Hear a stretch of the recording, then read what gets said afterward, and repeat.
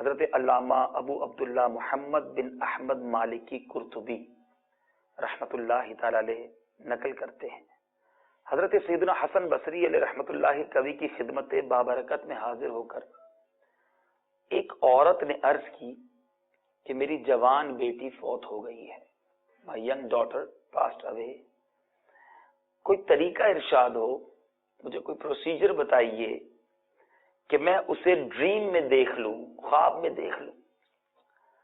آپ نے اسے ایک عمل بتا دیا، ایک طریقہ بتایا۔ اس عورت نے اپنی ڈیسیسڈ ڈاٹر، جو اس کی مرحومہ بیٹی تھی، اس کو ڈریم میں دیکھا، خواب میں دیکھا، مگر اس حال میں دیکھا کہ اس کے بدن پر، اس کی باڈی پر تارکول، جو ڈامر ہوتا ہے جس کے ذریعے روڈ بنایا جاتا ہے، اس کا لباس تھا، گردن میں زنجیر اور پاؤں میں بیڑیاں ہیں۔ یہ ہے بدناک، ڈینجرس، ہاریفائڈ منظر دیکھ کر وہ عورت کانپ اٹھی، اور اس نے دوسرے دن یہ خواب حضرت سیدنا حسن بصری رضی اللہ تعالیٰ عنہ کو سنایا۔ آپ بھی سن کر بہت مغموم ہوئے، بہت غمزدہ ہو گئے، آپ نے سیڈ فیل کیا۔ آفٹر فیو ڈیز حضرت سیدنا حسن بصری رضی اللہ تعالیٰ عنہ نے ایک ڈریم دیکھا کہ جس میں ایک لڑکی ہے جو جنت کے ایک تخت پر اپنے سر پر تاج سجائے بیٹھی ہے۔ آپ رحمت اللہ تعالی کو دیکھ کر وہ لڑکی کہنے لگی، میں اسی خاتون کی بیٹی ہوں جس نے آپ کو میری حالت بتائی تھی۔ اب آپ امیزڈ ہو گئے، حیران ہو گئے۔ آپ نے فرمایا، اس کے بقول تو عذاب میں تھی، تجھے بڑا سخت عذاب ہو رہا تھا، پنشمنٹ ہو رہی تھی، یہ انقلاب کیسے آ گیا، یہ ریولوشن کیسے آ گیا؟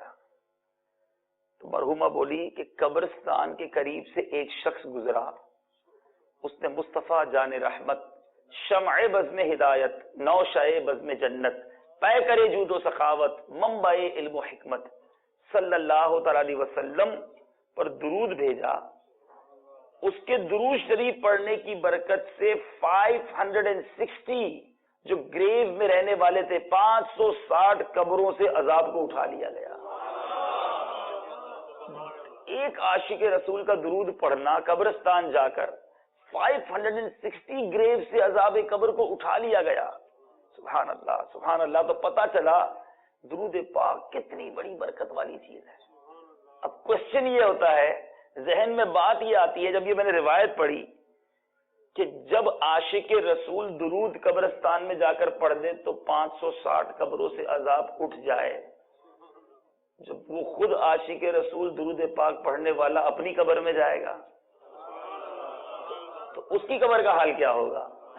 قبر میں لہرائیں گے تا حشر چشمے نور کے، اعلیٰ حضرت کہتے ہیں نا، قبر میں لہرائیں گے تا حشر چشمے نور کے، جلوہ فرما ہوگی جب طلعت رسول اللہ کی۔